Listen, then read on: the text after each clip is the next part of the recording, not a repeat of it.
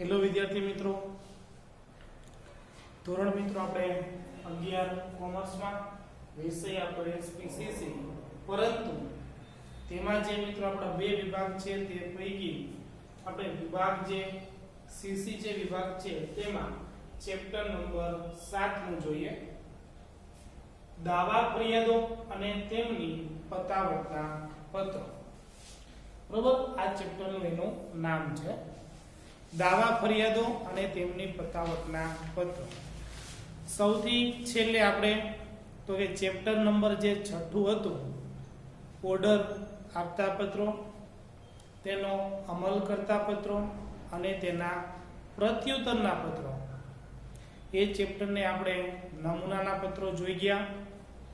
ત્યારબાદ જે સ્વાધ્યાયના પત્રો હતા તે બે પત્રો આપણે સ્વાધ્યાયના પણ જોઈ ગયા છે.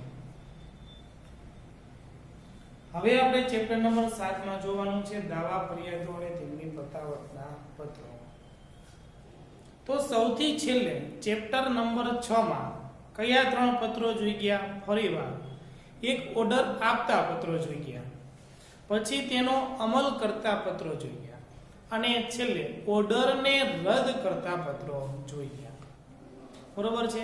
ઓર્ડરને રદ કરવા માટે એ વેપારી તરફથી પણ ઓર્ડર રદ કરવામાં આવતો હોય છે અને ગ્રાહક તરફથી પણ આવા પ્રકારના ઓર્ડરો રદ કરવામાં આવતા હોય છે. મિત્રો, ઓર્ડરો રદ થાય એટલા માટે કાં તો ગ્રાહક પક્ષથી જો ઓર્ડર રદ કરવામાં આવ્યો હોય તો વેપારી કદાચ છે દલીલ કરી શકે. વેપારી તરફથી આ ઓર્ડર રદ કરવામાં આવ્યો હોય તો કદાચ છે ગ્રાહક પક્ષથી દલીલ થઈ શકે. એટલા માટે, કારણ કે ઓર્ડર આપી દીધો હોય, માલ રવાના કદાચ થયો હોય કે ન થયો હોય, પરંતુ આપણને ઘણું બધું નુકસાન પણ જાય છે. બરોબર, એટલા માટે આવા સંજોગોમાં એકબીજા તરફથી દલીલ કરવામાં આવતી હોય છે અને અમુક સંજોગોમાં તો જો મોટું નુકસાન આપણને થયું હોય, બરોબર, તો આપણે તેની ફરિયાદ પણ કરશું કે આવા પ્રકારની તમારી સાહેબ ફરિયાદ છે, શેઠ માલિક આવા પ્રકારની તમારી ફરિયાદ છે, આપણે એવું પણ સૂચન કરી શકીએ. એટલા માટે આ ચેપ્ટર નંબર 7 માં આપણે દાવા અથવા તો ફરિયાદની પતાવટના પત્રો લખવાના છે. તો સૌથી પહેલા તો આપણે દાવો કરતો પત્ર લખીએ, બરોબર, અથવા તો એ વેપારીની સમક્ષ, એ ગ્રાહકની સમક્ષ આપણે ફરિયાદની પતાવટ કરતો પત્ર લખીએ. બરોબર, વેપારી પણ ફરિયાદ કરી શકે, પછી ગ્રાહક પણ ફરિયાદ કરી શકે. ગ્રાહકે દાખલા તરીકે જથ્થાબંધ વેપારીને ઓર્ડર આપ્યો છે, પેકિંગ છે યોગ્ય નહોતું, એટલા માટે અંદરનો માલ સામાન છે ડેમેજ થઈ ગયો, તૂટી ગયો. બરોબર, તો તૂટેલી ચીજ વસ્તુ તો કોઈ પણ ગ્રાહક ખરીદશે નહીં, તો આના કારણે પણ આપણે નુકસાન સહન કરવું પડે. તો આની ફરિયાદ કરતો પત્ર આપણે શું કરીએ છીએ? વેપારીને લખીએ છીએ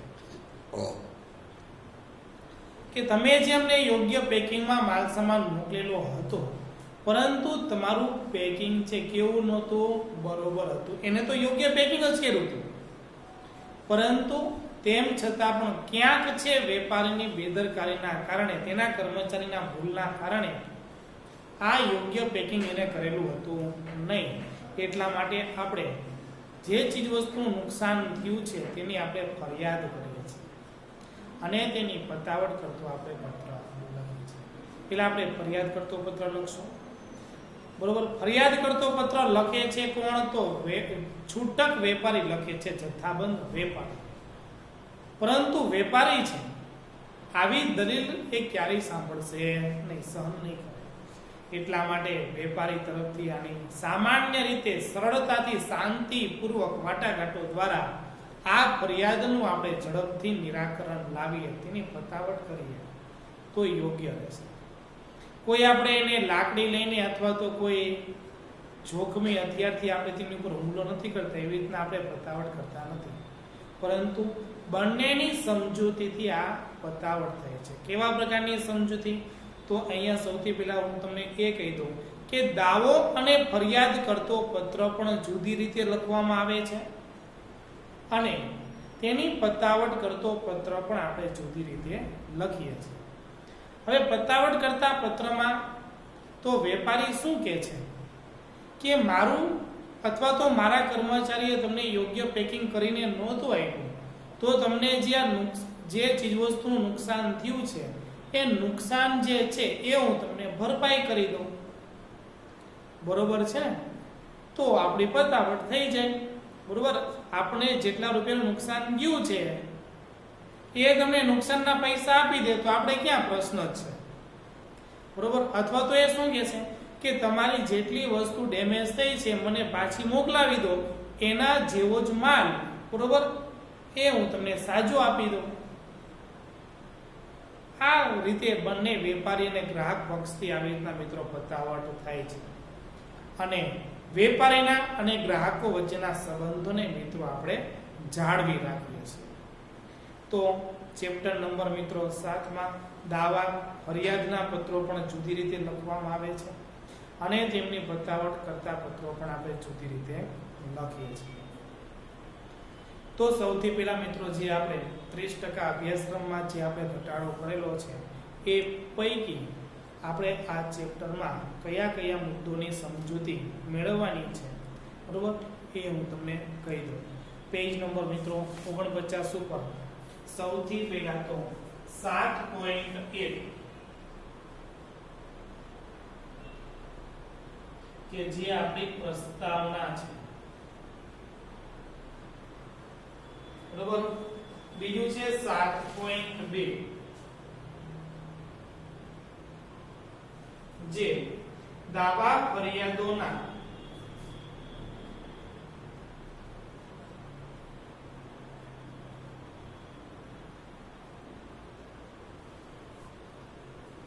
પત્રોની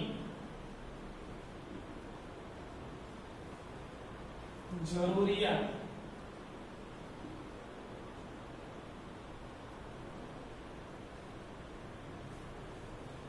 ક્યારે ઊભી થાય છે.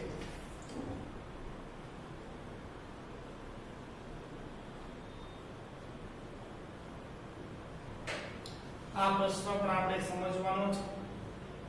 અને 7.4 દાવા ફરિયાદોની પતાવટના પત્રો.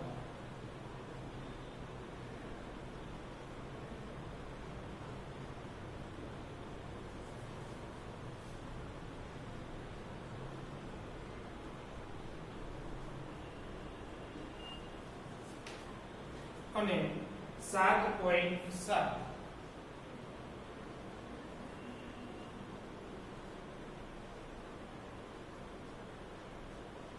નમૂનાના પત્ર. આટલું છે આપણે શું કરવાનું છે 30% અભ્યાસક્રમમાં જે ઘટાડો કર્યો છે એ પૈકી આટલું આપણે તેને સમજવાનું છે બરોબર. જે તમારે આ ચેપ્ટરમાંથી આટલું શીખવાનું છે.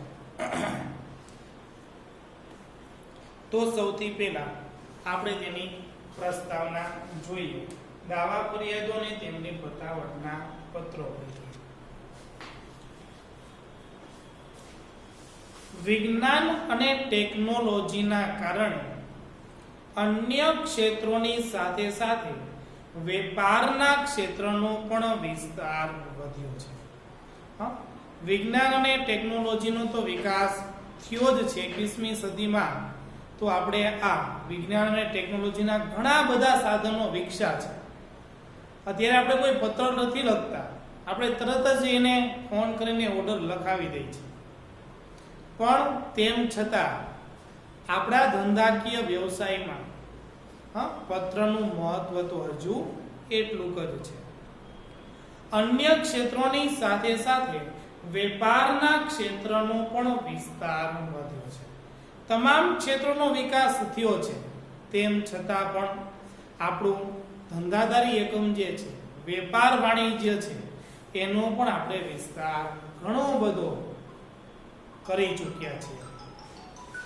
વેપારનો વિસ્તાર વધવાની સાથે તેની જટિલતા પણ વધતી ગઈ છે. જેમ જેમ વેપાર વાણિજ્યનો ફેલાવો થતો ગયો, વિકસતો ગયો, તેમ તેમ તેની જટિલતા એટલે કે એની મુશ્કેલીઓ, એની સમસ્યાઓ પણ ઘણી બધી વધતી ગઈ છે. બંને ફાયદા છે, બંને પાસા છે. જ્યાં તમારી સેવા વધારે હશે, બરોબર, તો ત્યાં તમને સમસ્યા પણ વધારે હશે. જેટલી સેવા, બરોબર, જેટલી તમને સગવડતા એટલી જ તમારી સમસ્યા વધુ હશે. એટલા માટે અહીંયા કીધું છે કે વેપારનો વિસ્તાર વધવાની સાથે તેની જટિલતા પણ વધતી ગઈ. તો ધંધો વ્યવસાય છે સારામાં સારો વિકસ્યો છે. ભારતનું અર્થતંત્ર છે ઘણું બધું સબળ મજબૂત પણ થયું છે, પરંતુ તેની સાથે સાથે આપણે ઘણી બધી કઠિન પરિસ્થિતિની સામે સામનો કરવો પડે છે. વેપારની પ્રવૃત્તિ માનવ દ્વારા અને માનવ માટે થતી હોય છે. વેપારની પ્રવૃત્તિ શું કીધી? વેપારની પ્રવૃત્તિ માનવ દ્વારા. વેપાર વાણિજ્ય કરે છે કોણ? તો કે માનવી જ કરે છે. બીજું કોઈ તમે પશુ પંખી ક્યારે વેપાર કરતા જોયા? ના. એટલે તમને કીધું છે કે વેપારની પ્રવૃત્તિ માનવ દ્વારા અને માનવ માટે થતી હોય છે. ધંધો વ્યવસાય કરી છે કોની માટે? તો કે વ્યક્તિ માટે જ તેને, બરોબર. ગ્રાહક આવે છે તો મનુષ્ય સ્વરૂપે જ હોય છે. માનવી માટે જ આ બધી જ ધંધાદારી પ્રવૃત્તિ થાય છે. જો આપણને ભગવાને પેટ ન આપ્યું તો આપણે કંઈ કરવાની જરૂરિયાત જ નહોતી. એટલા માટે કીધું કે વેપારની પ્રવૃત્તિ માનવ દ્વારા અને માનવ માટે થતી હોય છે. તેથી તેમાં માનવ સહજ ભૂલ રહેવાની પણ શક્યતા રહેલી છે. બધું જ કાર્ય છે, સવારે ઉઠીને સાંજે સૂવે ત્યારથી લઈને તમામ કાર્ય છે કોણ કરે છે? આ વ્યક્તિ જ કરે છે. જો તમે કાર્ય કરશો તો ભૂલ થશે. જે કાર્ય નથી કરતા એનાથી કોઈ પણ ભૂલ થવાની નથી. એટલા માટે કીધું છે કે વેપાર ધંધામાં માનવી સંકળાયેલો છે. એટલા માટે તો કે તેમાં માનવ સહજ ભૂલ રહેવાની પણ શક્યતા રહેલી છે. કારણ કે બધી જ પ્રવૃત્તિ તમે વ્યક્તિ આધારિત છે, વ્યક્તિ પાસે કરાવો છો, તો સ્વાભાવિક છે કે વ્યક્તિ તો મશીન છે નહીં, મશીનથી ભૂલ ન થાય. કેમ? કારણ કે મશીન કેવું છે? જળ જેવું છે. આપણે કેમ આ જળ જેવો છે, આ કે નામાં સમજતો જ નથી. જળ એટલે શું? મશીન જેવું, નિર્જીવ. એમાં તમે પ્રોગ્રામ સેટઅપ કરી દો એટલે એમ નામ વસ્તુ તૈયાર થશે, એનાથી ક્યારેય ભૂલ નહીં થાય. પરંતુ આ તો માનવી છે, ક્યારેક ભૂલી જાય ને તેના કારણે પણ આપણે ઘણું બધું નુકસાન સહન કરવું પડે, એવું પણ બને. એટલા માટે કીધું છે કે માનવ સહજ ભૂલ રહેવાની પણ શક્યતા રહેલી છે. અને ધંધા વેપારમાં તો વ્યક્તિ જ સંકળાયેલો છે. આપણે આગળના ચેપ્ટરમાં જોઈ ગયા હતા કે ગોડાઉન મેનેજર છે, આપણો કોઈ કર્મચારી છે, એના કારણે આપણે એની ભૂલના કારણે આપણે એને ઓર્ડર આપી દઈએ તો એ પાછો ઓર્ડર આપણે રદ પણ કરાવવો પડે છે. અને આપણે ઓર્ડર રદ કરાવીએ તો આપણી પેઢીની પ્રતિષ્ઠામાં ઘટાડો થાય છે.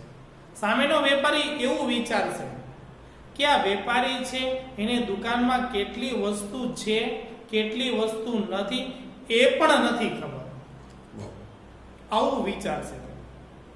અને આવું વિચારતાની સાથે જ તે આપણી વ્યાપારિક તરીકેની પેઢીની જે છાપ, પ્રતિષ્ઠા, માન, મોભો, મર્યાદા એમાં ઘટાડો થાય છે.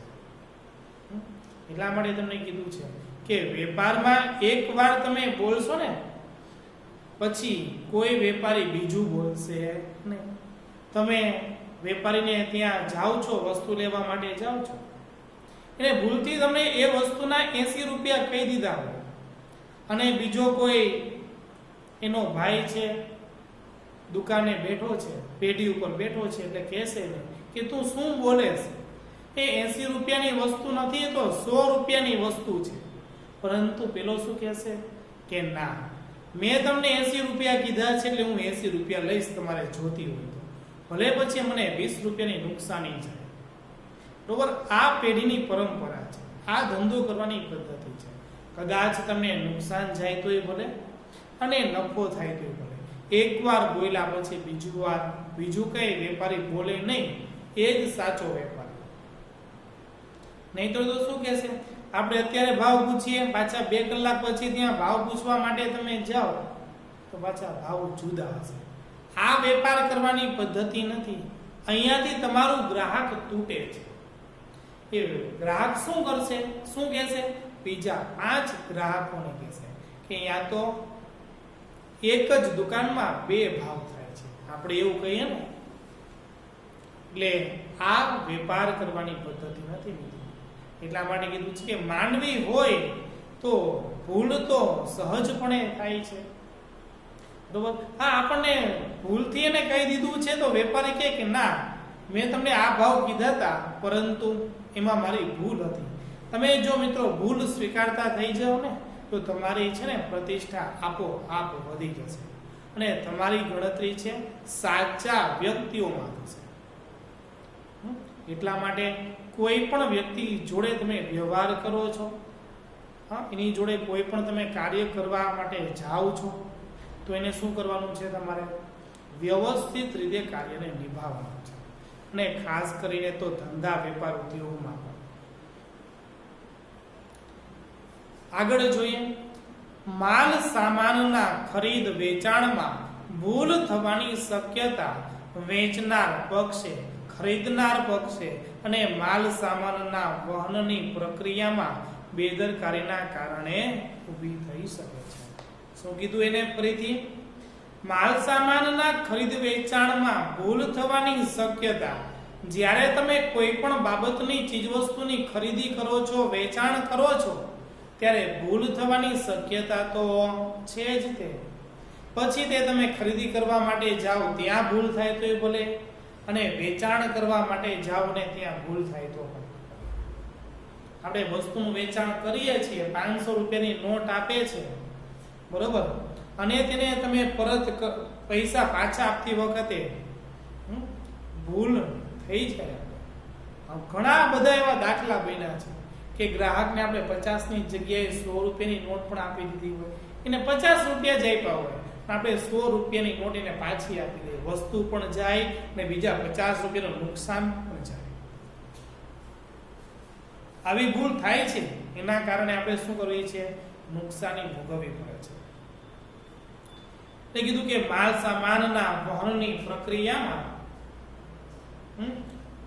ખરીદ વેચાણમાં ભૂલ થવાની શક્યતા વેચનાર પક્ષે થતી હોય, અમુક વાર છે તો કે ખરીદનાર પક્ષે થાય છે, અને માલ સામાનના વહનની પ્રક્રિયામાં બેદરકારીના કારણે ઊભી થઈ શકે છે. તમે છે આ ચીજ વસ્તુનું વહન કરો છો, એક ગાડીમાંથી બીજી ગાડીમાં તમે માલ સામાન ચડાવતા હોય, ક્યાંક છે આપણો દાગીનો પડી જાય, ક્યાંક છે આપણે આ દાગીના વસ્તુઓ છે ભૂલી જઈએ, આના કારણે પણ મોટી નુકસાની સહન કરવી પડે છે. જેથી ફરિયાદ અને દાવાના પત્રની શક્યતા ઊભી થાય છે. એટલા માટે જ તે આપણે ફરિયાદ અને દાવો માંડીએ છીએ, ફરિયાદ કરતો પત્ર લખીએ છીએ. કોને આપણે લખવો જોઈએ, તો કે વેપારીને, કે શેઠ અમે તમારે ત્યાં વસ્તુ ભૂલી ગયા છે. પછી તે જુદા જુદા ઘણા બધા સમસ્યા રૂપે આપણે લેશું. કેવા પ્રકારની સમસ્યા હોય છે એ પાછા આગળ જોઈએ. થોડા વર્ષો પહેલા દાવાઓ અને ફરિયાદોને કન્નડગત રૂપ કે શિર દર્દ રૂપ માનવામાં આવતા. પહેલાના સમયમાં કીધું કે થોડા વર્ષો પહેલાના, એટલે કે પહેલાના સમયમાં દાવાઓ આપણે કરતા હતા. દાવો એટલે શું, આપણે એની ઉપર આરોપ મૂકો, ભાઈ મને આટલા રૂપિયાનું નુકસાન ગયું છે, તમે મને નુકસાન વળતર ભરપાઈ કરો. દાવાઓને ફરિયાદોને કન્નડગત રૂપ, આપણને કે આ વેપારી છે આપણને બહુ હેરાન પરેશાન કરે છે, માથું દુખી જાય, શિર દર્દ એટલે કે માથું દુખી જાય એટલી વાર આપણે શું કરશે, પરેશાન કરશે, અને એનું નુકસાનનું વળતર એ ચૂકવવું પડશે. એટલા માટે કીધું કે શિર દર્દ રૂપ માનવામાં આવતા. પહેલાના સમયમાં છે તમે દાવો કરો, ફરિયાદ કરો ને તો નેગેટિવ પાસું, નકારાત્મક એને ગણવામાં આવતું હતું. પરંતુ અત્યારે તમે ફરિયાદ કરશો ને તો એ પોઝિટિવ વિચાર છે. તમે ફરિયાદ કરો ને તો અમને ત્યાં સુધરવાની તક મળશે. અત્યારના વેપારીઓ એવું વિચારે છે, એને કનડગત રૂપ અથવા તો શિરદર્દ રૂપ નથી માનતા. એમ કે છે કે તમે અમને ફરિયાદ કરો તો અમે એ નિરાકરણ ઝડપથી લાવી શકીએ. તેને નકામી અને બિનજરૂરી બાબત માની તેનો નિવેડો લાવવામાં આવતો. શું કીધું કે શિરદર્દ રૂપ માનવામાં આવતા હતા, પરંતુ તેને નકામી અને બિનજરૂરી બાબત માનીને, પેલાના સમયમાં તો ક્યાં તો સામાન્ય છે, નકામી બાબત છે, બિનજરૂરી છે, આવું માનીને તેને શું કરવામાં આવતું હતું? વેપારીઓના પ્રશ્નોને સોલ્વ કરવામાં આવતો હતો, તેને દૂર કરવામાં આવતા હતા. એને ગંભીરતાથી કોઈ નહોતું લેતું. ફરિયાદ કરે ને તો એને સામાન્ય સહજપણે સ્વીકારીને એને સોલ્વ કરીને જવા દેતા. પરંતુ અત્યારે કહે છે પણ હાલના સમયમાં દાવા અને ફરિયાદો અંગે વેપારીઓના દ્રષ્ટિબિંદુ તથા વલણ બદલાયા છે. હાલના સમયમાં તમે કોઈ ફરિયાદ કરો, કોઈ પણ દાવો કરો, કોઈ પણ આરોપ મૂકો ને તો એને હકારાત્મક લઈને ત્યાં તમારો પ્રશ્ન છે દૂર કરશે. કેમ? કારણ કે બધા લોકોને પેઢીમાં, બજારમાં માન, પ્રતિષ્ઠા, મોભો જોઈએ છે. અને આ મેળવવા માટે તમારે શું કરવું પડશે? એને તમારે નિરાકરણ, તેની સમસ્યા, તેનો પ્રોબ્લેમ તમારે સોલ્વ કરવો પડશે. જો તમે સોલ્વ નહીં કરો તો શું થશે? લાંબા સમય સુધી તમે વેપાર વાણિજ્યમાં ટકી શકશો નહીં. અત્યારે તમે જો આપણે મોબાઈલ વાપરીએ છીએ, બરોબર, નેટવર્ક યોગ્ય રીતે નહીં આવે, સેવા સારી નહીં આપે એટલે આપણે તરત બીજી કંપનીમાં ટ્રાન્સફર થઈ જશે, બરોબર ને? કેમ? કારણ કે બધાને પોતાની જમાવટ બજારમાં રાખવી હોય છે, પ્રતિષ્ઠા મેળવવી હોય છે.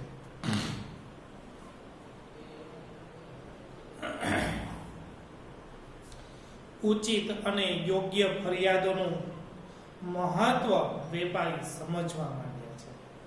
તમે સાચી, ઉચિત એટલે કે સાચી, યોગ્ય ફરિયાદ કરો તો એને એનું મહત્વ સમજાશે કે ના, આપણે આનું નિરાકરણ લાવવું પડશે. જો તમે નિરાકરણ ન લાવો ને તો એ વ્યક્તિ છે 5 વેપારીઓને કહેશે કે યાને ત્યારથી માલ ન લે. આપણે કોઈ ફરિયાદ કરવી છે તો કે એનું નિરાકરણ લાવતા જ નથી. બીજા 5 ગ્રાહકો આપણા તોડશે.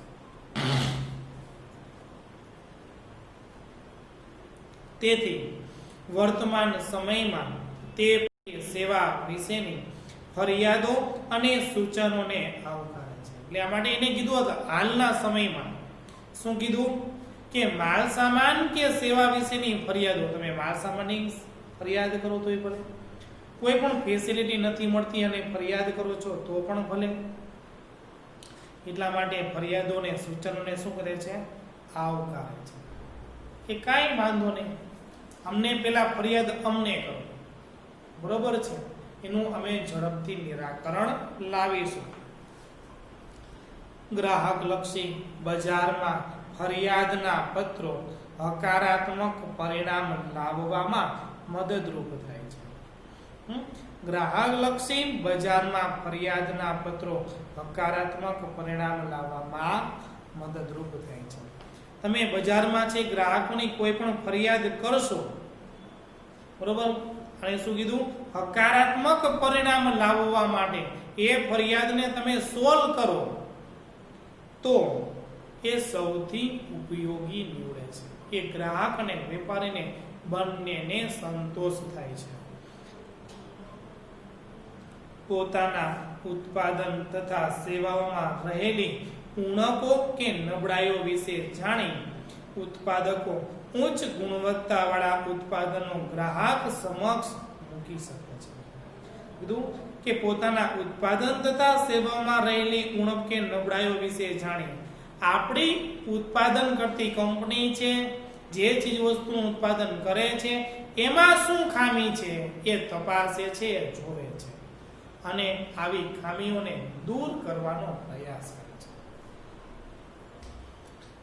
ઉત્પાદકો ઉચ્ચ ગુણવત્તાવાળા ઉત્પાદનો ગ્રાહક સમક્ષ મૂકી શકે છે અને એ ખામીને દૂર કરીને, બરોબર, સારી ચીજ વસ્તુ હવે તમે ગ્રાહક સમક્ષ રજૂઆત કરો છો કે પેલાના જે ચીજ વસ્તુ હતી એમાં આવા પ્રકારનો એક પ્રોબ્લેમ હતો, આવા પ્રકારનો ફોલ્ટ હતો, એ અમે દૂર કરીને હવે આ નવું મોડેલ અમે લોન્ચ કરીએ છીએ, નવી પ્રોડક્ટ બજારમાં મૂકીએ છીએ, જેથી કરીને આપણી ચીજ વસ્તુમાં છે કોઈ બદલાવ થાય, આપણા ગ્રાહકો છે એ બીજી કોઈ કંપનીમાં ટ્રાન્સફર થઈ જાય નહીં.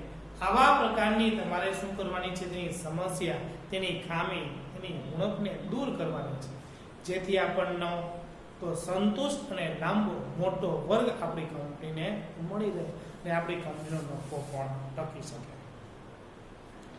કેટલાક વેપારીઓ તો શું કીધું? ગ્રાહકનો સંતોષ એ જ અમારો નફો છે. ગ્રાહકને સંતોષ થાય ને એ જ અમારો નફો છે. હવે સંતોષ ક્યારે થાય? કે તમે એની માંગતી ચીજ વસ્તુ પૂરી કરો ત્યારે, બરોબર, એ વસ્તુ વાપરે, સંતોષ તેને થાય તો બીજી વાર એ કંપનીની ચીજ વસ્તુનો ઉપયોગ કરશે, અને બીજી વાર ચીજ વસ્તુનો ઉપયોગ કરશે તો એનો નફો તો ઓટોમેટિક વધવાનો, બરોબર ને? એટલા માટે કીધું છે કે ગ્રાહકનો સંતોષ એ જ અમારો નફો છે. અંડરલાઈન કરજો, બંને સૂત્રોની છે. સંતુષ્ટ હો આપેલું સૂત્ર હતું, અને બીજું સૂત્ર શું છે? સંતુષ્ટ હો તો સૌને કહો. શું કીધું? સંતુષ્ટ હો તો સૌને કહો. તમે અમારી કંપનીની પ્રોડક્ટ વાપરો છો, ચીજ વસ્તુ વાપરો છો, તો તમે બધાને કહો કે આ કંપનીની ચીજ વસ્તુ વાપરવાથી અમને ફાયદો થાય છે, કિંમતમાં સસ્તી છે, સારી પ્રોડક્ટ છે, બરોબર? એટલે કીધું છે સંતુષ્ટ હો તો સૌને કહો, ન હો તો અમને કહો. જો અમારી પ્રોડક્ટ વાપરવાથી તમને સંતોષ નથી તો એ ફરિયાદ અમને કરશો, બીજા કોઈ ન કહેશો. કેમ? તમે સીધી કંપનીને ફરિયાદ કરશો તો એનું નિરાકરણ ઝડપથી લાવશે, કારણ કે હકારાત્મક વિચારે છે ને ફરિયાદને. પહેલાના સમયમાં નકારાત્મક પાસું હતું, અને જો તમે બીજાને કહેશો તો અમારા ગ્રાહકો છે ને એ તૂટી જશે. કંપનીનો આદેશ સૂચન એ છે, ફરીથી, ગ્રાહકનો સંતોષ એ જ અમારો નફો છે. અને બીજું સૂત્ર, સંતુષ્ટ હો તો સૌને કહો. તમે એ વસ્તુ વાપરશો, એનાથી તમને સંતોષ થાય તો તમારે બધાને કહેવાનું કે ના, તમે ઓલી કંપનીની વસ્તુ વાપરજો, સારી આવે છે, કહેશો ને તમે. અને એ દુકાને પાછા દુકાનનું નામ સરનામું પણ આપશો કે આ દુકાને આ કંપનીની સારી ચીજ વસ્તુ મળે છે, જેથી કરીને એ વસ્તુ વપરાય અને કંપનીનો નફો વધે. સંતુષ્ટ હો તો સૌને કહો, ન હો તો અમને કહો. જો તમે અમારી કંપનીની પ્રોડક્ટ વાપરો છો, તેનાથી કોઈ પણ સંતોષ નથી તો અમને કહો, તમે બીજા કોઈ ન કહેશો. કારણ કે બીજાને જ્યાં સુધી ખબર નથી ત્યાં સુધી તો એ કંપનીની વસ્તુ વાપરશે જ તે, અને તેને નફામાં સહભાગી બનશે, બરોબર? તમને જ નથી ફાવતી આ વસ્તુ તો તેનું નિરાકરણ લાવવા માટે તમે અમને જ કહો, બીજા કોઈ ન ફરિયાદ કરશો, બરોબર? તમે જો જથ્થાબંધ વેપારીને, છૂટક વેપારીને ફરિયાદ કરશો તો પણ એ વસ્તુ પાછી વેચશે નહીં કંપનીની, ને નો વેચે તો કંપનીનો નફો આવી રીતના ઘટી જશે. એટલા માટે આ બેના સૂત્ર સૌથી મહત્વના છે. ગ્રાહકનો સંતોષ એ જ અમારો નફો, તથા સંતુષ્ટ હો તો સૌને કહો, ન હો તો અમને કહો જેવા સૂત્રો દ્વારા ગ્રાહકોનો વિશ્વાસ જીતવાનો પ્રયાસ કરે છે. આવા અનેક સૂત્રો આપીને કંપની છે, જથ્થાબંધ વેપારી છે, છૂટક વેપારી છે, એ ગ્રાહકોનો વિશ્વાસ જીતે છે, જેથી કરીને એ સીધો જ દાવો અથવા તો સીધી જ ફરિયાદી આપણે કંપનીને રજૂઆત કરી શકીએ.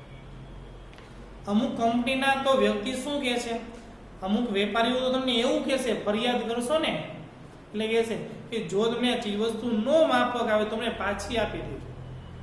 કારણ કે વેપારી શું કહે છે કે અમે એવી જ કંપની સાથે કામ કરીએ છીએ કે અમને કંપની જવાબ આપે. જથ્થાબંધ વેપારીને કંપની જવાબ આપે એવી કંપની જોડે જે વ્યક્તિ કાર્ય કરે છે, તો આપણે કોને ફરિયાદ કરીએ છીએ? છૂટક વેપારીને. ને છૂટક વેપારી કોને ફરિયાદ કરશે? જથ્થાબંધ વેપારીને. અથવા તો સીધા કંપનીને ફરિયાદ કરશે કે તમારી આવી વસ્તુ આવે છે, ફરિયાદ ગ્રાહકો અમને કરે છે, અમારે તમારી જોડે કામ કરવું નથી, બરોબર. ને બીજી કંપની જોડે પછી કામ કરશે, અથવા તો એવી જ કંપની જોડે જોડાશે કે એનો જવાબ જથ્થાબંધ વેપારી છે ને એ ફરિયાદ કરે ને તો તુરંત એનો જવાબ એને મળે.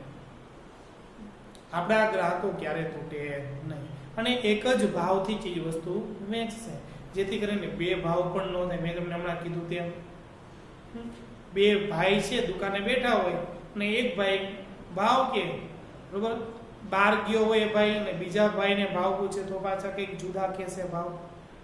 ન ખબર હોય તો આવું ઘણીવાર બને. એટલા માટે જ તે એક જ દુકાનમાં બે ભાવ થાય છે અને ગ્રાહકોનો વિશ્વાસ ત્યાંથી ઉઠી જાય છે. તો મિત્રો અહીંયા સુધી આપણે પ્રસ્તાવનાને આપણે રાખીએ. નેક્સ્ટ જે બીજો લેક્ચર છે ત્યારે પાછો આપણે 7.2 થી રાબેતા મુજબ જોશું. અહીંયા સુધી કોઈને મિત્રો